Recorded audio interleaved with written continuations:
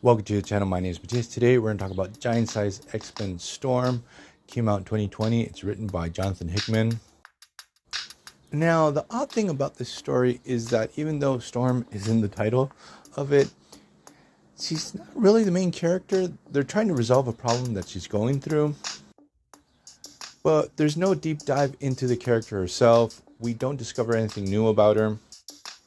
We don't really get any moment where we get to see how awesome Storm is in the first place, be it through her powers, or on the other side of the spectrum, how stealthy she can be, and that she was a thief in the past, so she knows how to steal things and stuff like that. Now, in the setup of the story, Storm had been infected by the Children of the Vault. She's dying. She has some sort of techno-organic virus. So by the Krakoan era, Storm is one of the few characters that has never died. Even though we have that whole situation with Nanny and Orphan Maker at the end of the 80s.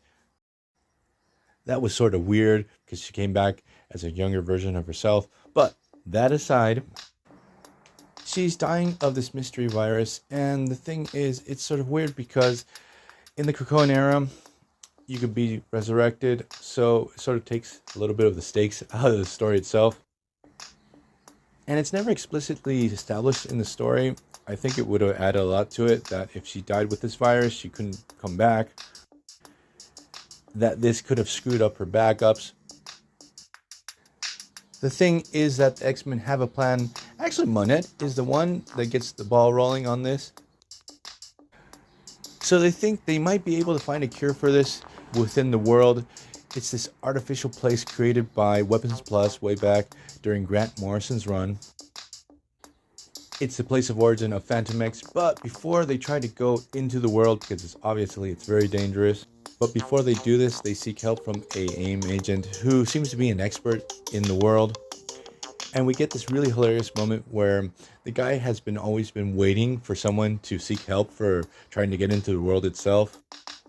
He's actually watching TV in his beehive suit. It's just priceless, that moment. So now we have our X team ready to go. So we have Monette, Phantom X, Cypher, Storm, and AIM Dude. I do have to say that Cypher is more of a central character and is very important in this story. I really love how writers have to be very creative how to accommodate Cypher's powers to make them work for a story, and it's always cool. Also, Cypher during this time is secretly carrying around Warlock. So they get into the world where time flows differently here and everything's like hyper evolving all the time through combat and violence. So after barely surviving, they're able to get to the main computer of the world. It's being guarded by Phantom X's twin brother. I think his name is Ultimaton. I might be wrong. Put it in the comments below if you know the name of this character. He is extremely powerful. He's the guardian of the world. And Phantom X talks him out of trying to do anything crazy.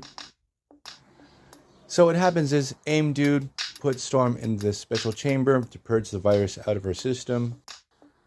So Storm obviously gets cured. But the cool thing that goes down is none of the X-Men realize that the virus actually fuses with the world and becomes a sentient being, and the only one that realizes the situation is Cypher.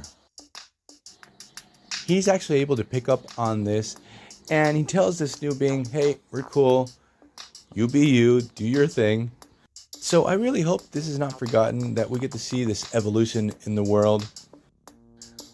Also, since the concepts of the world and the vault are pretty similar, it would be cool to fuse both ideas together and see where that takes us.